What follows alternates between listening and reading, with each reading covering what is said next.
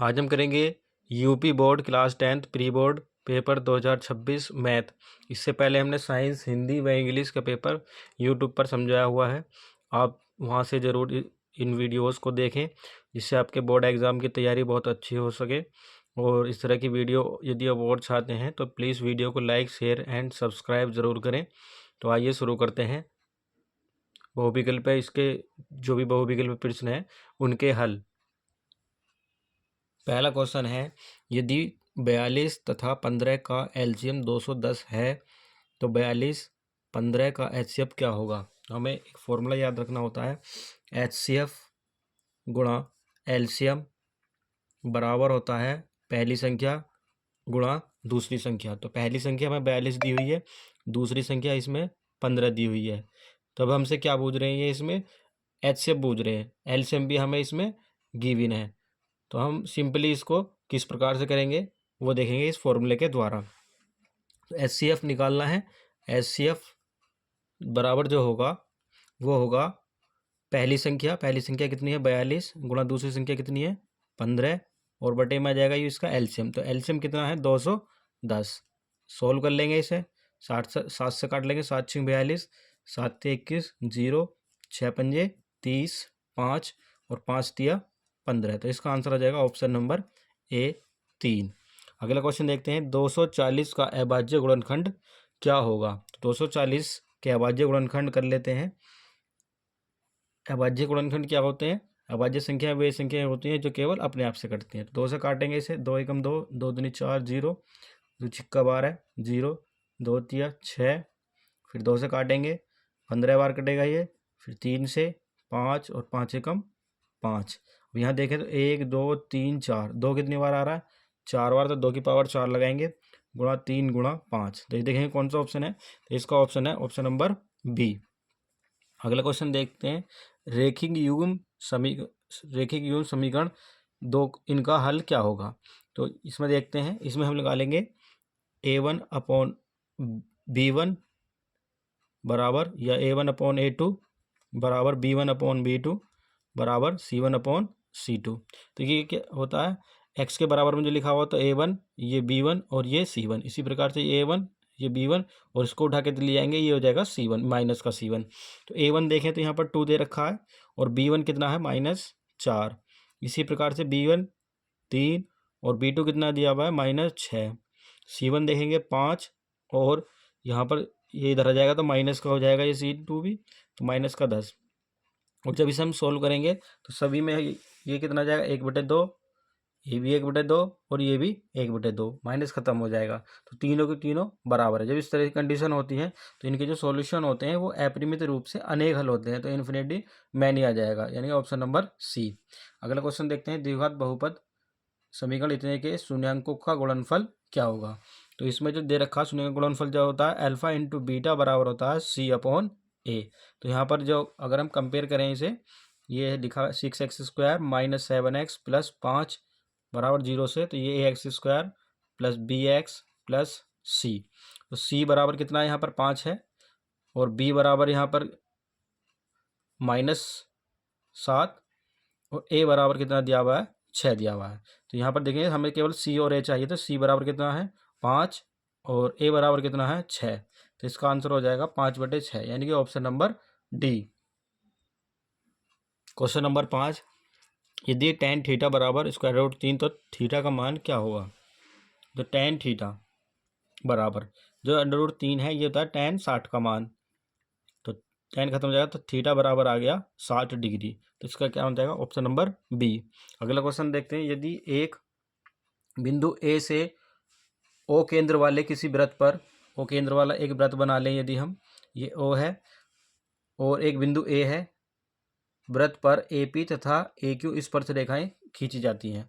तो ये बाहर कोई एक बिंदु पी है जिस पर ए है और ये स्पर्श रेखाएं हैं ए पी और ए क्यू, और परस्पर 80 डिग्री के कोण पर झुकी हुई हैं। ये दोनों 80 डिग्री पर बन रही हुई हैं, झुकी हुई हैं। तो पी ओ ए का मान कितना होगा, पी ओ ए। तो इसे देख लेते हैं, इसे पहले इसे मिला लें।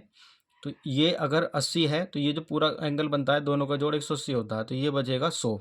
लेकिन अब ये इन्होंने 100 नहीं बोझा, और इसको बूझा केवल ये वाला, इसने क्या बूझा, इसने POA। तो POA ये वाला एंगल, तो ये तो पूरा तो 100 है, लेकिन ये इसका आधा हो जाएगा। ये कितना आधा, 100 का आधा कितना हो जाएगा, 50। तो इसका आंसर हो जाएगा ऑप्शन नंबर बी।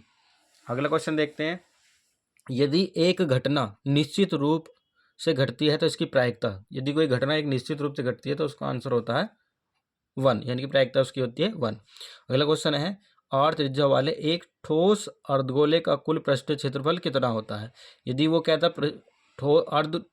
ठोस गोले का पृष्ठीय क्षेत्रफल तो लगाते हैं हम 2πr², लेकिन उसने क्या बोला है, कुल पृष्ठीय क्षेत्रफल, तो वो होता है 3πr²।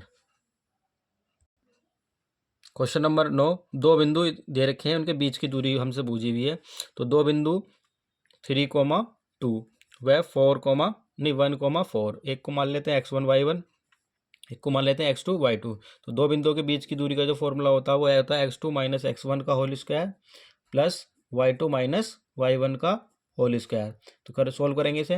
x2 कितना दे रखा है 1, माइनस x1 कितना दिया हुआ है 3 का होल स्क्वायर, प्लस y2 कितना दिया हुआ है 4, माइनस y1 कितना दिया हुआ है 2 का होल स्क्वायर।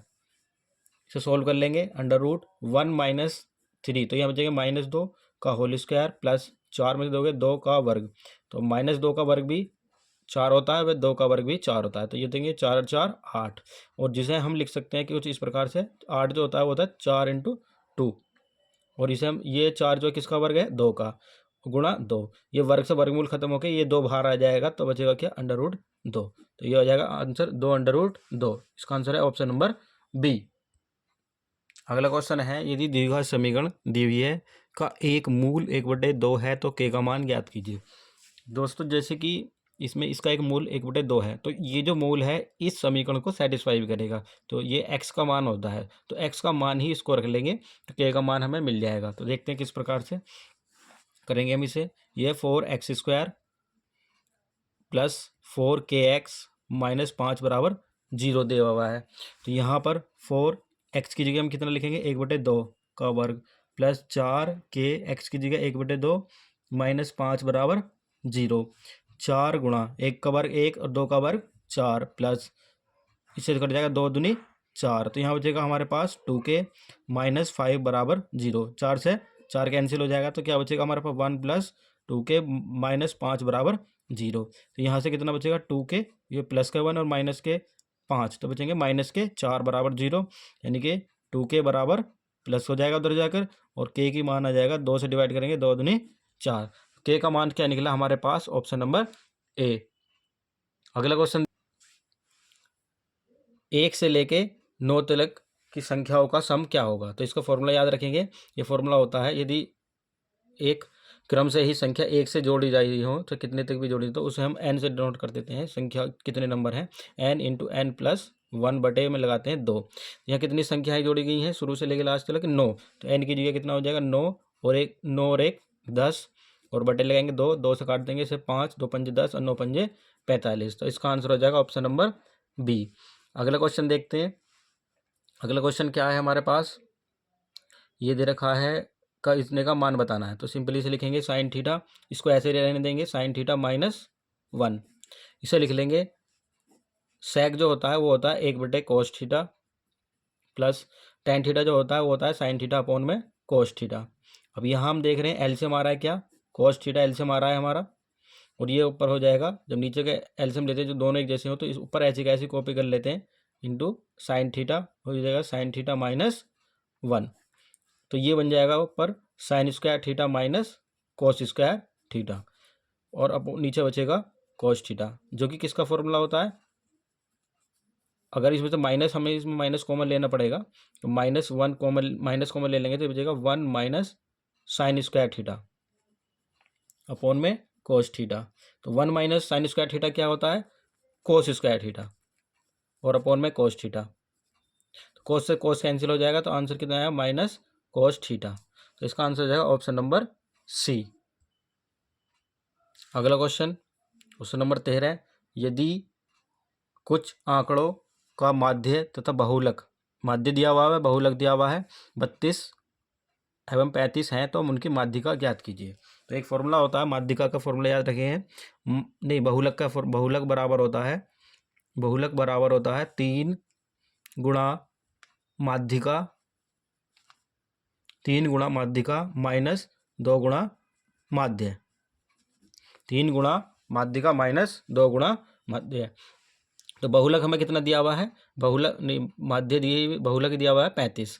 तो यहाँ लिखेंगे 35 बराबर 3 गुणा माध्यिका, तो माध्यिका तो हमें निकालनी है, चलो इसे हमसे डिनोट कर लेते हैं, माइनस 2 गुणा माध्य। माध्य कितना दिया हुआ है हमें, माध्य क्रम से देखेंगे, माध्य पहला वाला है और बहुलक दूसरे वाला, तो माध्य कितना दिया हुआ है 32।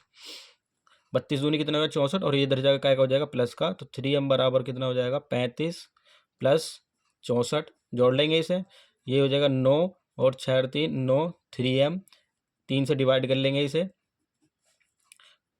3 33, तो इसका आंसर हो जाएगा ऑप्शन नंबर ए। अगला क्वेश्चन देखते हैं, कोस थीटा में दिया हुआ है √3/2, तो कोस में √3/2 का जो मान होता है वो होता है कोस 30 का, यानी कि थीटा बराबर आ गया 30 डिग्री, और हमसे कितना पूछा है वो कोस 2 थीटा, तो इसे लिखेंगे कोस 2 थीटा, थीटा कीजिए कितना है 30, तो कोस 60, कोस 60 का मान कितना होता है 1/2, तो इसका आंसर हो जाएगा ऑप्शन नंबर बी। अगला क्वेश्चन है, दो पासों को एक साथ उछालने पर दोनों पासों पर प्राप्तांक अंकों का योग 10 होने की प्रायिकता क्या है। जब दो पासे फेंके गए तो प्रायिकता क्या होती है, कुल संभव परिणाम, तो उनका योगफल कितना होना चाहिए 10 होना चाहिए। तो वो किस प्रकार से होता है, यदि एक पासे पर 4 हो दूसरे पे 6 हो, या एक पासे पे 6 हो दूसरे पे 4 हो, या दोनों पे 5-5 हो, यानी कि कुल संभावनाएं जो बन रही हैं वो 3 बन रही है। तो कुल संभावना बटे कुल परिणाम, तो कितनी बार पास में कितनी संख्या होती है 6, और जितनी बार वो चला जाता है उसकी पावर ऊपर चला देते हैं, तो कितना हो जाएगा 6×6 36, इसे सॉल्व कर लेंगे, 3 एकम 3 और 3 एकम 3 3 दूनी 6, यानी कि 1/12 है, तो इसका आंसर हो जाएगा ऑप्शन नंबर ए। अगला क्वेश्चन देखते हैं, क्वेश्चन नंबर 16। क्वेश्चन नंबर 16 में क्या दिया हुआ है, त्रिभुज दिया हुआ है ए बी सी में डी ई समांतर है बी सी के, तो डी ई समांतर है बी सी के, और ए डी दिया हुआ है, डी बी दिया हुआ है, ए ई दिया हुआ है, तो ई सी निकल रहा है। तो इसमें क्या होता है, अनुपात होता है ए डी बटे में डी बी, ए डी कितना है 2.2 बटे में डी बी 3.3 बराबर होता है ए ई कितना था 1.8 बटे में होता है ई सी, जो हमें निकालना है। इसको सिंप्लीफाई कर लेंगे, पॉइंट से पॉइंट खत्म, 11 दूनी 22 और 11 तिया 33, तो ई सी इधर पहुंच जाएगा, ई सी बराबर हो जाएगा 1.8, ये हो जाएगा 3 बटे में हो जाएगा 2 से काट लेंगे इसे, जी हो जाएगा 0.9, 9 से मल्टीप्लाई करेंगे 0.9 की मल्टीप्लाई करेंगे तो 9 तिया 27, तो 2.7 सेंटीमीटर, तो इसका आंसर हो जाएगा ऑप्शन नंबर सी। अगला क्वेश्चन है हमारे पास, निम्नलिखित सारणी का बहुलक वर्ग होगा। तो बहुलक वर्ग वो होता है जिसकी बारंबारता सबसे ज़्यादा होती है, तो सबसे ज़्यादा बारंबारता किसकी है 8 इसकी है, और जिसका वर्ग अंतराल कितना है, वर्ग कितना है इसका 30 से 40, तो इसका आंसर हो जाएगा ऑप्शन नंबर ए 30-40। अगला क्वेश्चन देखते हैं, tan थीटा गुणा cot थीटा का मान क्या होगा। तो tan थीटा गुणा cot थीटा बराबर होता है 1/tan थीटा, तो tan थीटा से tan थीटा कट जाएगा, तो इसका आंसर हो जाएगा 1, तो ऑप्शन नंबर बी।